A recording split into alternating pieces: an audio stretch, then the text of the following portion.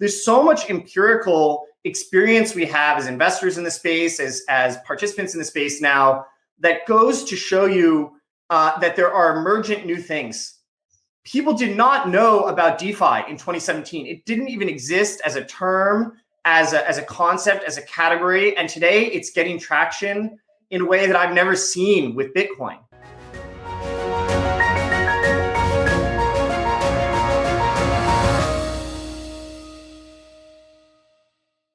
Hunter, great to see you. We are live, my friend.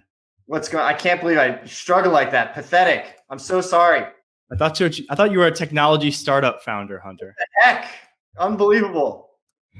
I'm very sorry. No worries at all. We're super pumped to have you. Better late than never. I'm going to do a quick intro here, Hunter, and then a little bit of an agenda for folks who are just joining. We're going to talk about Hunter's background and what his aha moment was in Bitcoin and crypto broadly. We're going to talk about active versus passive crypto management. It's a fascinating topic. Hunter's perfect person to chat with on the more passive side of things. We'll talk about time horizon, volatility. I want to get to your thoughts on how much crypto people should own in your mind. And I know it's disclaimer, none of what we're about to discuss is legal or investment advice.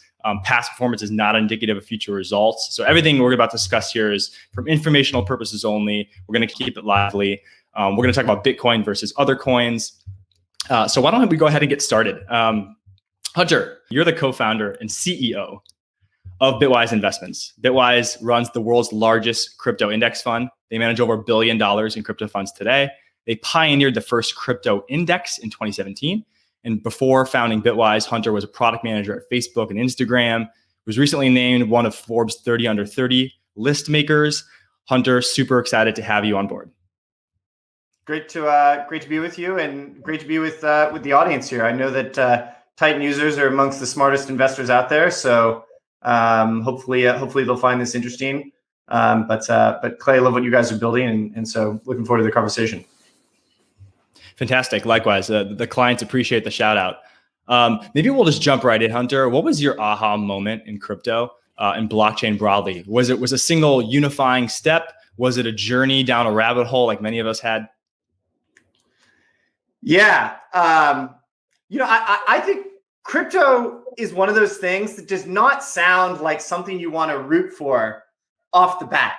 If you say to your, a family member, your mother, your brother, your son, cryptocurrency, it doesn't sound like part of a utopian future that you'd hope to live in.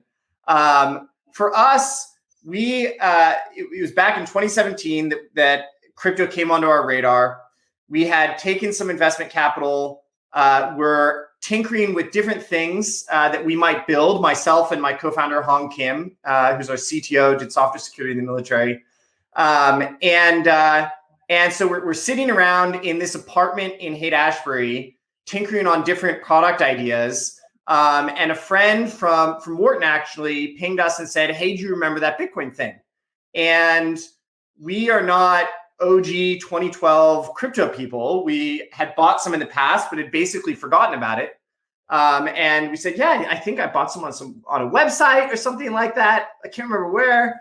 And we went and looked, and what really caught our attention is that there were giant spreads. So in 2017, there were 20, 30, 40% spreads between different markets. And we started out arbitrage trading those spreads. You're an arbitrageur in crypto. I actually didn't know that about you.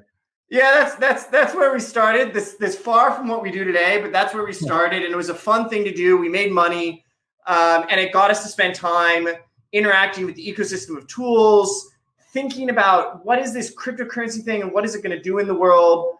Meeting people building blockchains, and I won't go on too much longer about this, but obviously what we arrived at is wanting to root for it.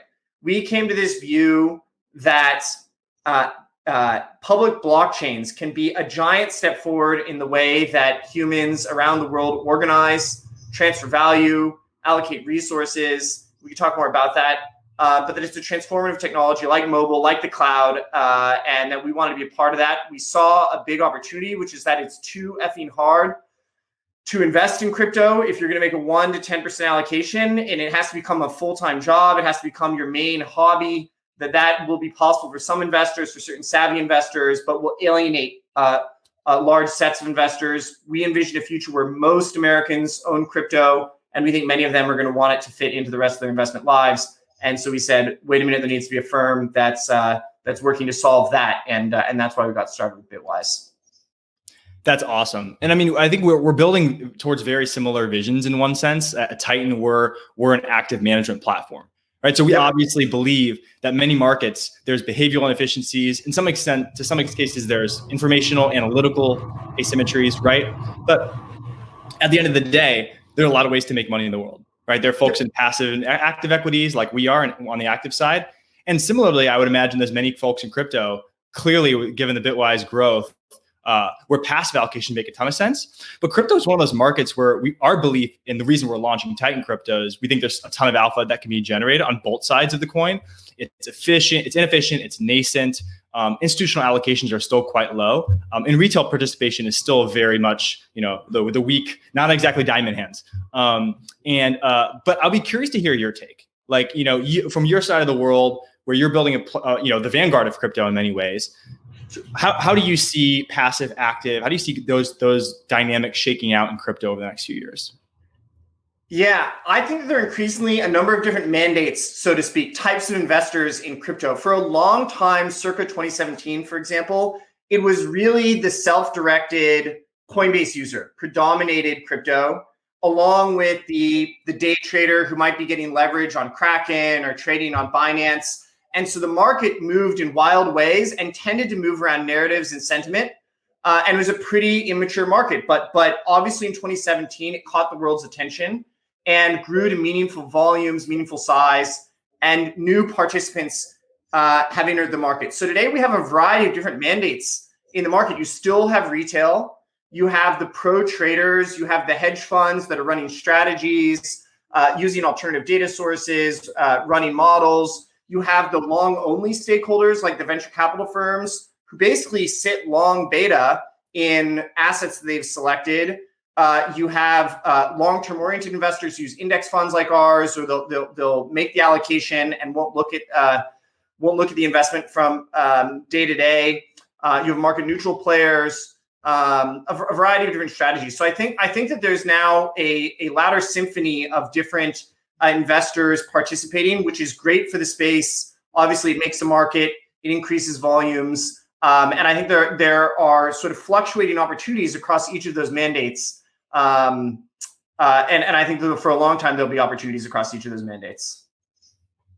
Yeah, it makes a lot of sense, because for all the talk about passive and active, even in a space as well trodden and established as equities, obviously things are cyclical. That's our belief. And you've seen so many hedge funds and institutionals leave the active equity space and go on to venture or something that they think there's more opportunity for alpha. And I think these things are recursive in many ways, right? Or they're reflexive, I should say. As enough supply leaves, even in a market like equities, can have active management start to do much better than it has in the past.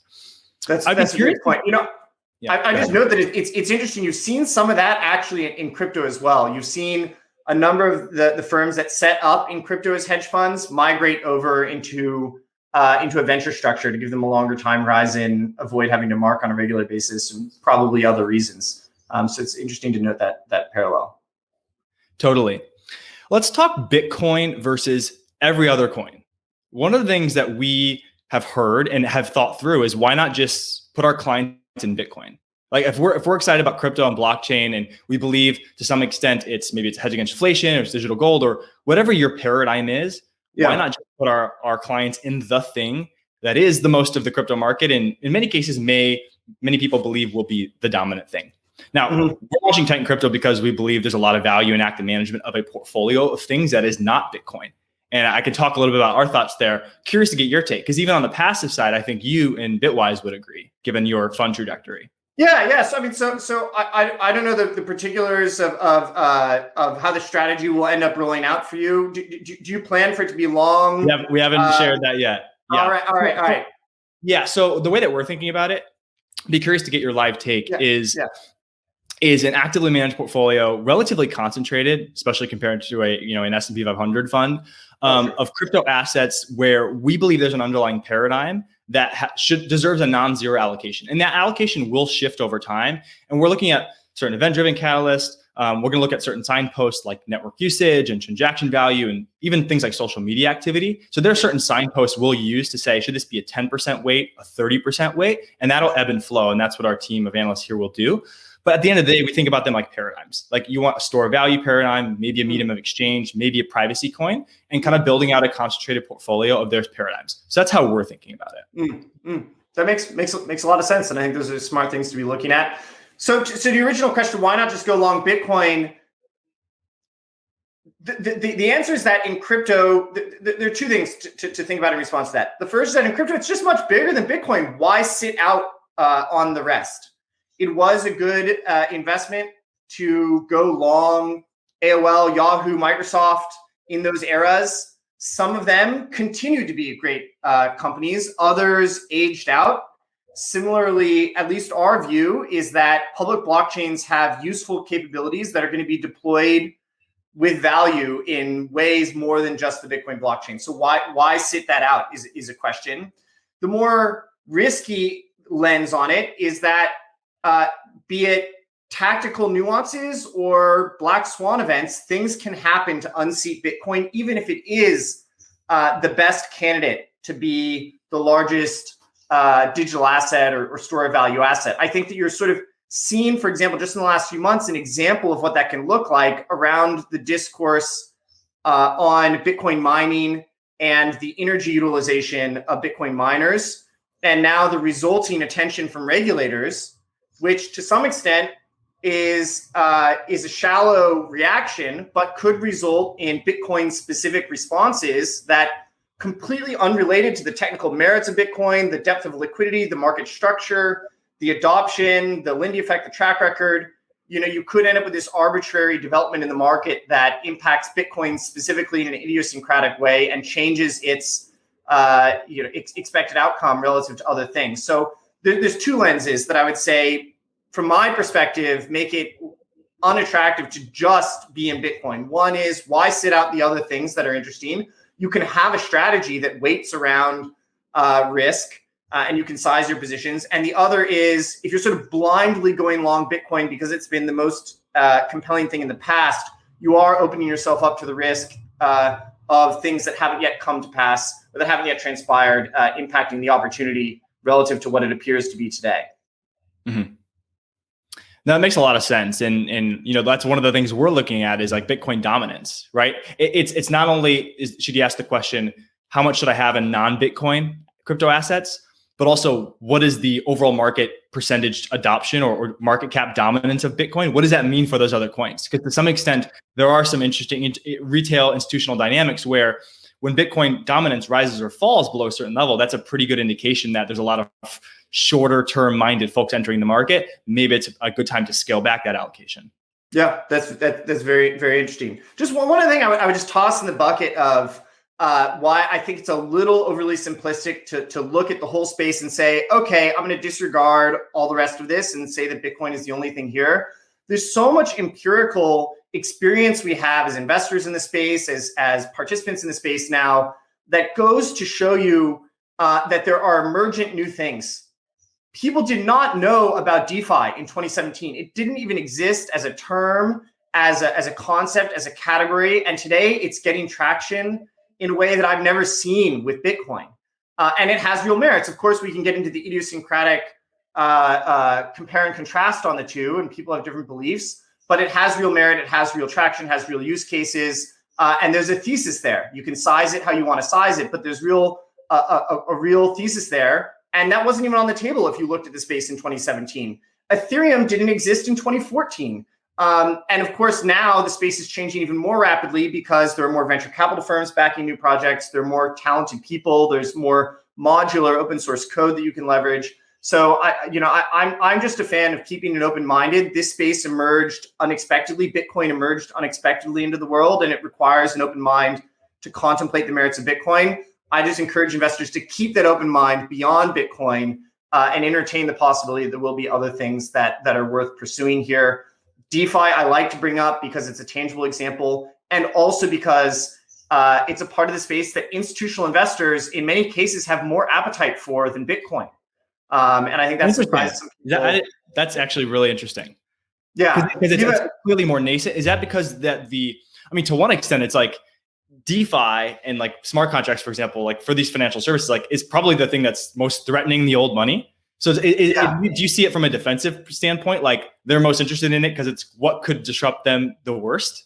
It really, there's 2 parts. One is it really intuitively pattern matches, right? If you work at a hedge fund, if you work sell side, if you work at a financial institution, you're familiar with solvency, you're familiar with T+2, you're familiar with settlement, with collateral ratios, all of the things that DeFi is chipping away at and running experiments on is your bread and butter. And so it resonates really well when you see something that innovates on a little piece of that, even in a way that maybe isn't as obvious to the typical crypto market participant. It can really register for someone in financial services or in that field. The other thing is that for the longest time, Clay, people have had a really hard time wrapping their minds around Bitcoin because it doesn't throw off cash flows, it doesn't have income or yield, and it doesn't really have a use case in a payment sense or in other utilitarian and exchange senses. And so those have always been the things that for smart investors who do their homework, they say, I get it. There's something exciting here. There's new technology. The price is exciting, but I just don't know how to wrap my mind around where this is going to be at 5 years and how to value it and how to know where it's going to be. And then people say, well, it's digital gold. And then a lot of institutional investors say, great, I don't like gold either. Congratulations on inventing digital gold that presents new risks around an asset I didn't like.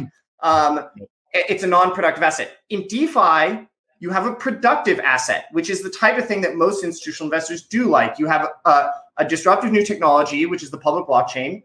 You have a use case, which is people leveraging those capabilities to try and improve on basic financial services. You have demonstrable traction, the decentralized exchanges, for example, doing more volume than many of the centralized exchanges, including Gemini, which is the Winklevoss's exchange, and others. And they're throwing off cash flows. And you say that to a typical investor, disruptive, use case, traction, cash flows, they say, tell me more. That's the type of thing I like to invest in. Equities is a $60 trillion market in the US. Gold is a $10 trillion market globally. So we found that Bitcoin can take years for people, but DeFi is going much faster with many. That's not to say that DeFi is as proven or solved as Bitcoin. It's just a good example to go back to the original prompt of how there can be emergent corners of innovation in the space that you don't want to close off the possibility of. That's super interesting. And I want to go back to a point that you made on history. I'm of the view, Hunter, that history doesn't repeat, but it often rhymes. But that's so hard to say in a market like crypto, because to your point, these like DeFi use cases didn't even really exist 5 years ago. And so when a lot of people that I talk to think about allocation and sizing, they're like, well, how would this have looked had I owned it for the last 50 years? And what if it was a 3% or a 10%? That's just impossible to do because the asset class hasn't even been around that long. So how do you think about sizing? How much crypto do you think people should have, acknowledging that we don't have the benefit of a century of history to understand how a certain allocation would have done for your portfolio? Yeah, so there's a few different ways people approach this. What we tend to see, so you mentioned the outset, we're the largest index fund manager in the world for crypto.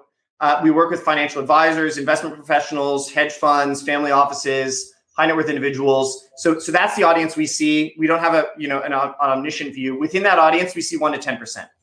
That's just consistently we see that range. Has that changed over time? Because in many venture businesses, for example, some extent in equities, as the space matures and as you build more conviction, you size up. Right. So everyone knows about the guy or girl who put 50% of their net worth into Bitcoin. They're sitting on a beach somewhere in like Turks and Caicos. But for the rest of us, does it make sense to start small and then look for certain signposts, either myself or with my manager or with Bitwise or with Titan, to then move that up? Like, I'm curious how that allocation has changed over time, if at all. Yeah. So again, I can share what we see. I'm not suggesting that it's the smartest way, the only way. What we tend to see is people start at 1 to 3%. It's a comfortable space. When you model it, it does good things for Sharpe ratios. When you get above 5% or so, it actually starts to increase your max drawdown in a portfolio. So it quantitatively looks like it's adding risk in addition to emotionally adding a sense of risk.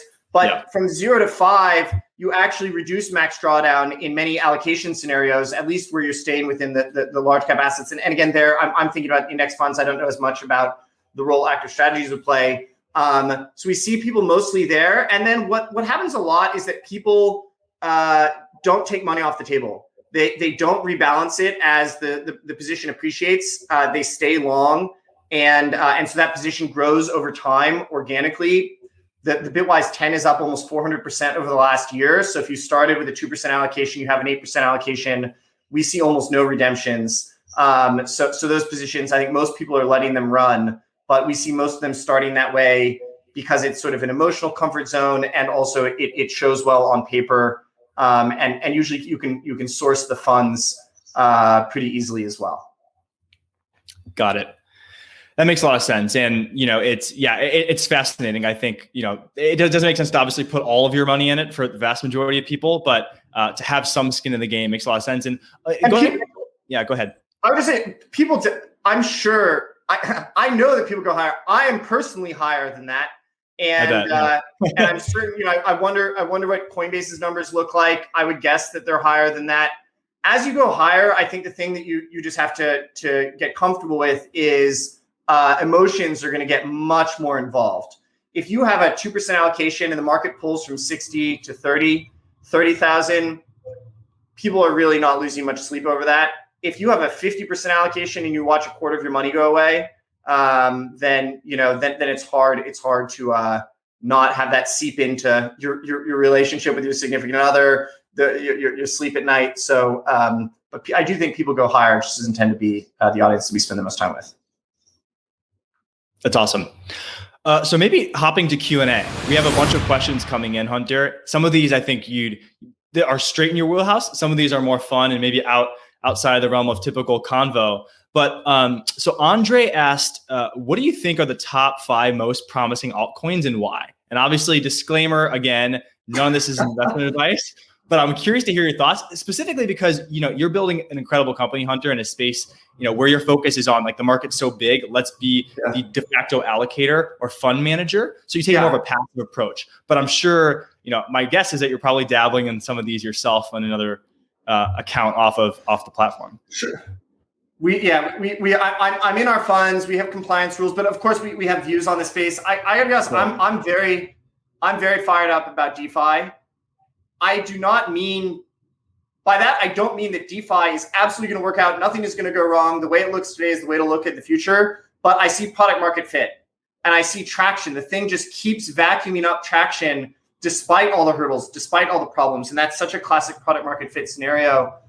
Within that, I think the top 2 assets, we have a Bitwise DeFi index fund. It holds the top 10 assets. We diligence them. We rebalance them. A lot of well-known people in the DeFi space are on the advisory council. But the top 2 assets in that fund, Uniswap, which is the largest decentralized exchange, and Aave, which is a money market for borrowing and lending and earning yield. I think that they're both very exciting. They have their competitors. So those are 2 that I would name. I think Polygon, Matic, which is a layer 2, it's in the Bitwise 10 index today. So it's made its way into the top 10. It's nowhere near Ethereum, but has efficiency and speed gains. I think that that's very interesting as well. And then I've just been sort of in awe of the ascent of Solana, and I don't own Solana, but it's been sort of a force of nature to watch that the community around that thing form and pull other projects and services onto the platform. So that's one that has my attention as well. I'm not recommending that these are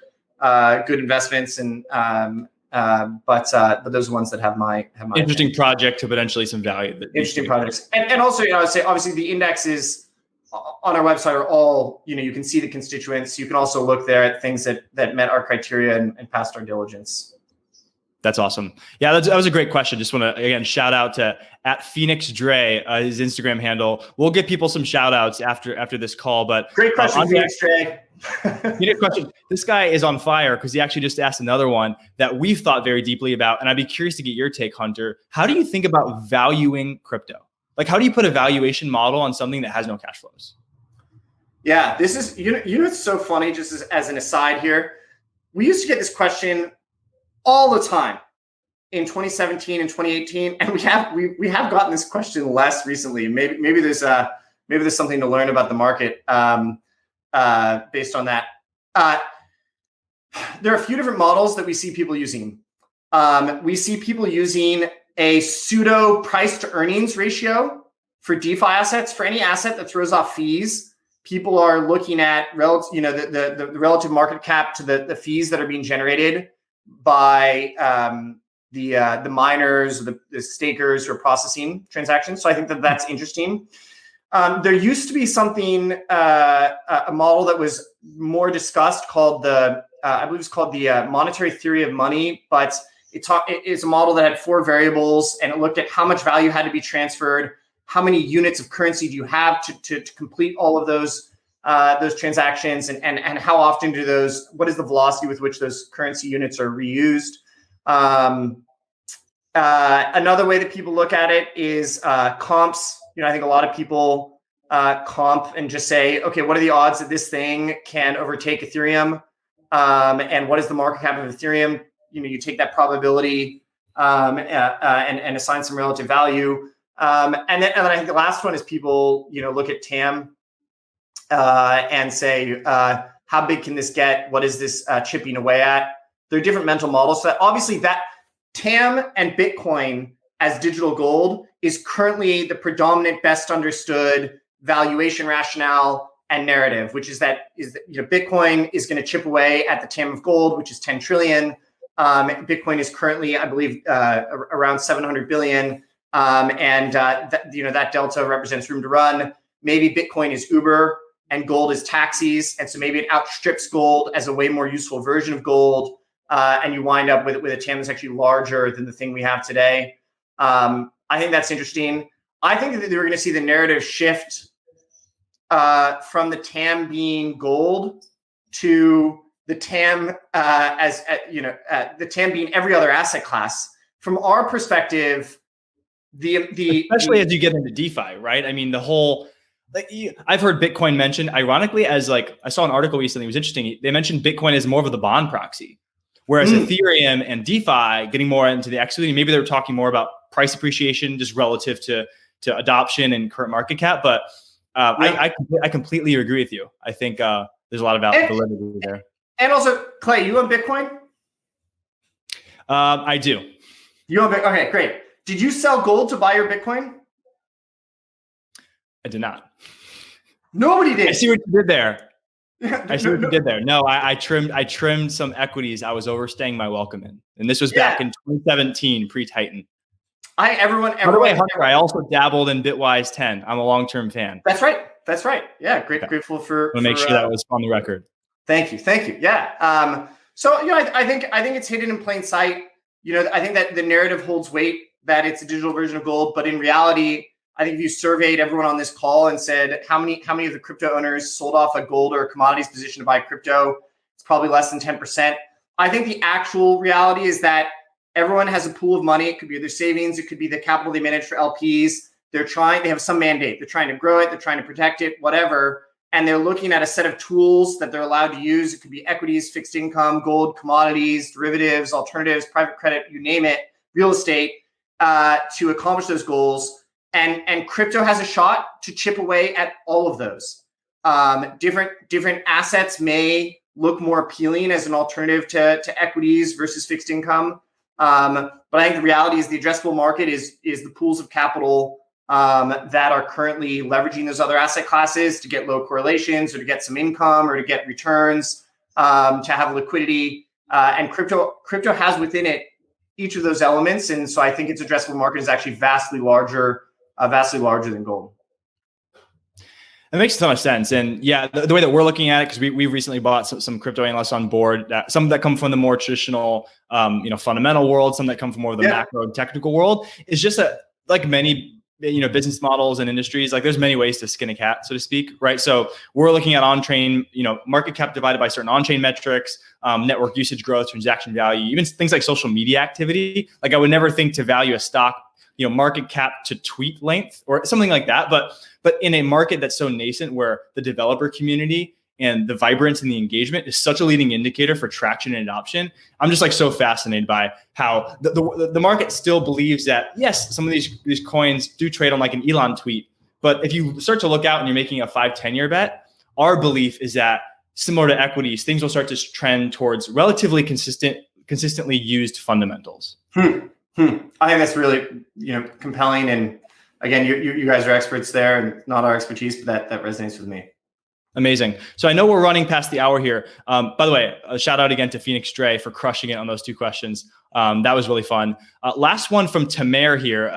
The handle is Tamer Rashdan. Asked a really good question. And I think it's a good place to sign off just at the dichotomy between Titan and Bitwise, active and passive. So they're asking, will Titan be long cryptos or will we also play on the short side? And it's so interesting because I don't think anyone really talks about shorting crypto because it doesn't even feel like something you can do. And obviously there's Bitcoin futures, but maybe more broadly leveling up, I'd be curious to know, Hunter, how you think about hedging in crypto. Like in many ways, crypto was supposed to be the hedge for the equities, right? And now people are talking about, like, how do I make sure I don't lose 10, 20% in a night on when SNL comes out in my Bitcoin? And I'm curious, do you believe you need a hedge in this space? If you want a hedge, should you not even be involved? Like, how do you think about that?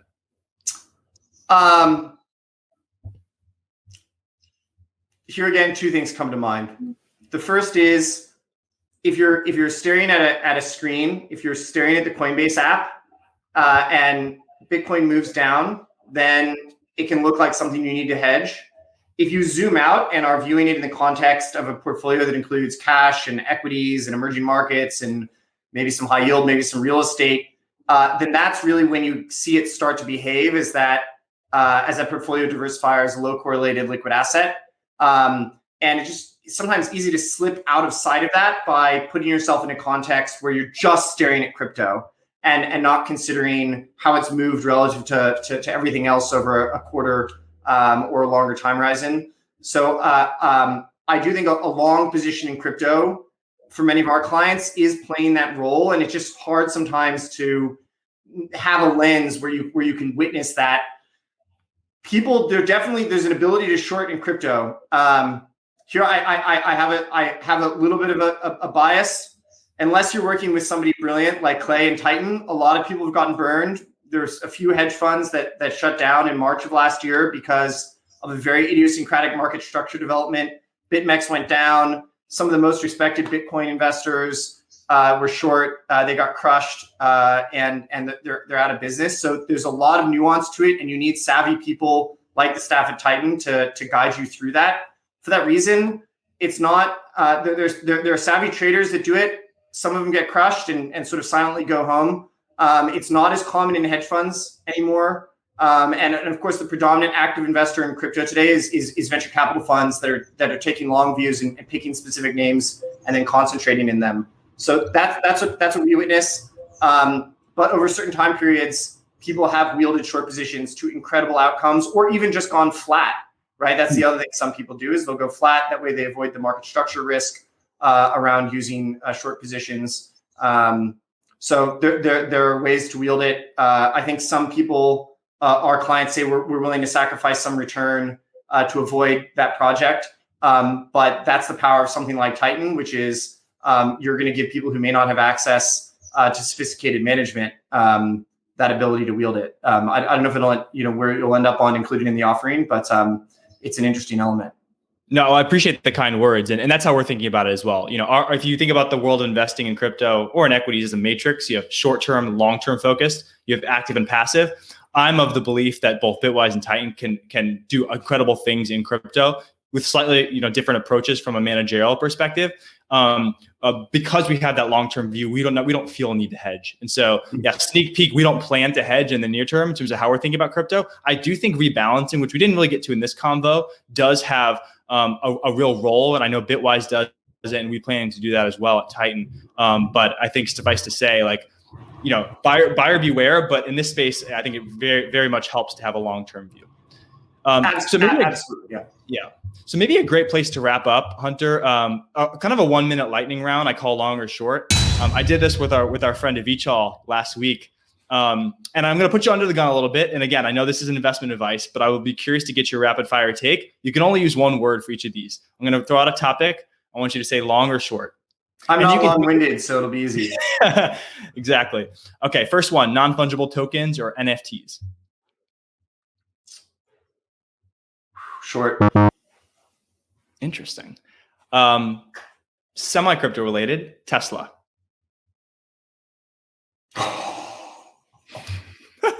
This is my goal with this 1 minute wrap up. Oh.